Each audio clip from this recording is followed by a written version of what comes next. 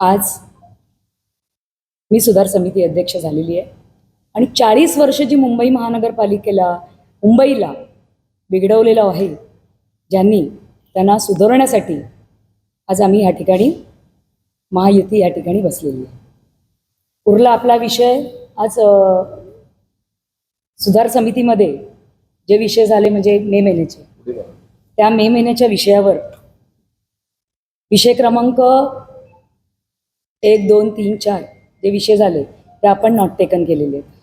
आणि not taken करताना पहिला जो विषय आहे लवादा मंदेरी पूर्व मोरोळगावचा, त्या ठिकाणी 7 हिल्सचा जो प्रकरण आहे त्याच्यामध्ये ऑलरेडी लवादा कोर्ट आदेशानुसार पूर्वीच त्यांना परमिशन मिळालेली आहे आणि ती पोस्ट फॉस्टो करण्यासाठी आपल्याकडे आलेले आहेत आणि आपण त्याचा तो प्रस्तावही रिफर बॅक केलेला आहे की जेणेकरून त्याची माहिती व्यवस्थितरित्या येऊन आपण त्या प्रस्तावावर विचार करू. सेकंड मुद्दा जो होता आपल्याला ब्लड बँकचा, ब्लड बँकबद्दल मी एवढंच सांगेन, ज्या वेळेला 2014-2023 याच्या सर्क्युलर शासनानुसार त्यावेळेला एक निघालं होतं की मुंबई 2003ला ज्यावेळेला महापौर महादेव देवळे होते त्याच्यानंतर आपण गोरेगाव येथे मीनाताई ठाकरे यांची ब्लड बँक आपण चालू केली आणि सुरुवात आपण PPPच्याच माध्यमातून त्या ठिकाणी केलेलं. कुठलंही रक्त विकण्याचं काम आपण या ठिकाणी केलेलं नाही आहे. त्या ठिकाणी आपण NAT माझे किरण लांडगे साहेबांनी आज मीटिंगमध्ये एक मुद्दा उचलला. याच्यावरच त्यांनी सांगितलं NATची मशीन या ठिकाणी सगळी ठिकाणी लावण्यात यावी, जेणेकरून त्याच्यासाठी आपण हा रिफर बॅक हा मुद्दा आपण केलेला आहे. दुसरा विषय क्रमांक 3, परत विषय क्रमांक 4, विषय क्रमांक 5, विषय क्रमांक 6, 7 हे आपण सगळे नॉट टेकन केलेले आहेत. विषय क्रमांक 3 वर मी या ठिकाणी असं सांगेन की 3 ते 7 याच्यामध्ये प्रस्ताव जे होते ते नॉट टेकन करून त्याच्यावर आम्ही चर्चा करून पुढच्या मीटिंगला पुन्हा आम्ही ते त्या ठिकाणी प्रस्तावित करणार आहोत. दुसरा विषय क्रमांक 3 वर असं म्हणण्यात आलं आहे की ऑलरेडी त्या ठिकाणी एक्झिबिशन सेंटर ऑलरेडी होतं माडा लेआउटमध्ये, बरोबर आहे, लेआउटमध्येच त्या ठिकाणी एक्झिबिशन सेंटर होतं. तर मला एवढंच या ठिकाणी सांगायचं आहे, फुटबॉल असोसिएशनचे अध्यक्ष यांना आपल्या घराच्या बाहेर श्वास घ्यायला मोकळं मैदान हवं आहे का, त्याच्यासाठी त्यांनी हा प्रस्तावाचं क्लेरिफिकेशन या ठिकाणी देण्याचं काम केलं आहे असं मला या ठिकाणी म्हणायचं आहे. दुसरा विषय आपण बघितला असेल विषय क्रमांक 4, या ठिकाणी आर-झोन आणि बगीचा उद्यान याचं आरक्षण रद्द करून आर-झोन समाविष्ट करण्यासाठी हा प्रस्ताव आलेला होता.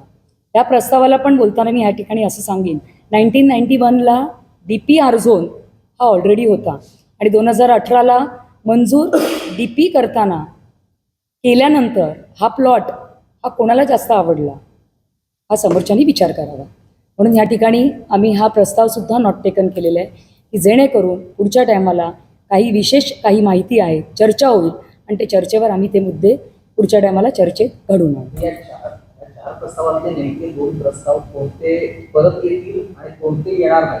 आम्ही जे नॉट टेकन केले ते सगळे प्रस्ताव आम्ही पुन्हा घेणार आहोत.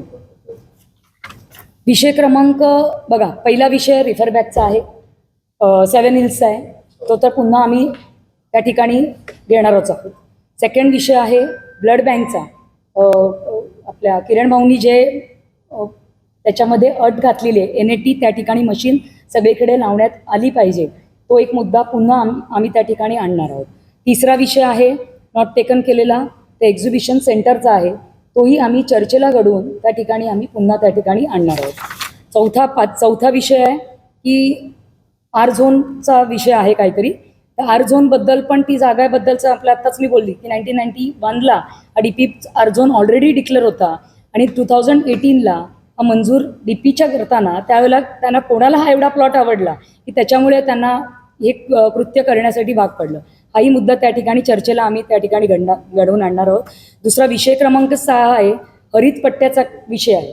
हरित पट्ट्याबद्दलचा 1991ला हा हरित पट्टा ऑलरेडी होता आणि 1973ला हा अस्तित्वात त्या ठिकाणी ऑलरेडी बिल्डिंग त्या ठिकाणी अस्तित्वात आहे आणि विथ OC त्या ठिकाणी आहे.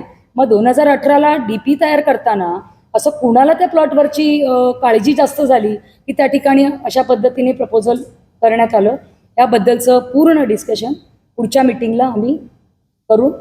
त्या चर्चेला विषयाने आम्ही ते मुद्दे पास करणार आहोत. पण आता असं मिलिंद नार्वेकरांनी सांगितलंय, त्यांनी त्याची माध्यमांना प्रतिक्रिया दिली आहे की रात्री उशिरा त्यांनी मुख्यमंत्र्यांना फोन केला आणि मुख्यमंत्र्यांना फोन केल्यानंतर यात किती तांत्रिक चूक आहे ते त्यांनी सांगितलं आणि म्हणून मग मुख्यमंत्र्यांनी मध्यस्थी केल्यानं आजचे प्रस्ताव माघारी पाठवले अशी चर्चा आहे आणि तसं त्यांनी प्रतिक्रिया दिली. काय नक्की त्याच्याबद्दल आम्हाला काहीच माहिती नाही.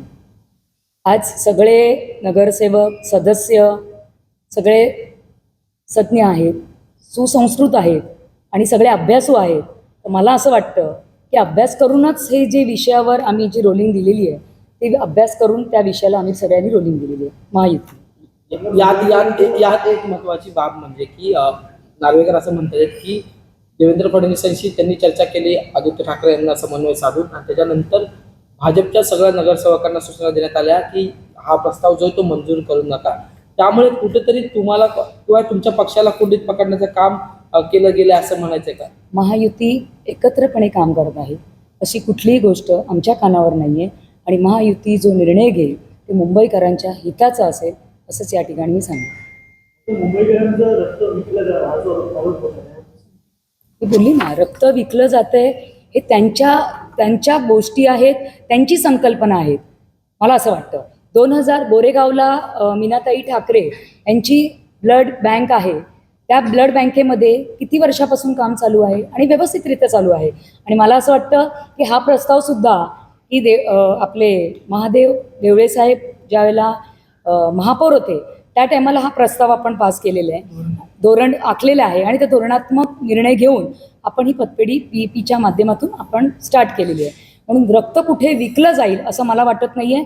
फक्त आमचे सदस्य किरण लांडगे भाऊंनी याच्यामध्ये एकच ॲडिशनल नोट केलेली आहे, NAT ही मशीन प्रत्येक ठिकाणी बसवली गेली पाहिजे. आणि हा असा आपण म्हणतोय की रेट वाढणार आहेत, रेट हे केलेले आहेत, ज्या ठिकाणी उल्लेख केला आहे तर रक्त तपासणीसाठी आपण हे दर विकले जात आहेत असं त्यांनी सांगितलेलं आहे. पण हे चुकीचं आहे की सर्क्युलर हे शासनाचं आहे आणि शासनाच्या धोरणाप्रमाणे हे सगळं चाललेलं आहे. पण मला असं कुठेही वाटत नाही आहे की आपण रक्त कुठेतरी मुंबईकरांचं कुठेतरी विकतोय. आम्ही पण शिवसैनिक आहोत आणि शिवसेनेच्या माध्यमातून अनेक ब्लड डोनेशनचे कॅम्प्स आमच्या विभागामध्ये सर्व शिवसैनिक राबवत असतात आणि मुंबईकरांना रक्ताची कुठे तुटवडा येऊ नये हाच त्याच्या मागचं धोरण आहे असं या ठिकाणी मी सांगितलं. मलबारीच्या प्लॉटबद्दल बोलताना आदित्य ठाकरे म्हणाले की मुख्यमंत्र्यांच्या नाकाखालून जमिनी ज्या आहेत त्या सेनेकडून बळकावल्या जातात, असा थेट आरोप जो आहे तो तुमच्या पक्षावर केला. मी आत्ताच 2 मिनिटं अगोदर बोलली. 1991ला DPमध्ये हा R झोनच होता. R झोन झाल्यावर 2018ला मंजूर DP करताना हा कोणाला हा प्लॉट आवडला हे त्यांनी समोरच्याने आपल्याला विचार करावा. हा कोणाला आवडला, मुख्यमंत्र्यांना आवडला, उपमुख्यमंत्र्यांना आवडला हा विचार करण्यापेक्षा 2018ला हा मंजूर DP करताना हा प्लॉट कोणाला आवडला तो त्यांनी विचार करायला पाहिजे. त्यांच्या सोयीसाठी त्यांनी ही जागा केलेली आहे.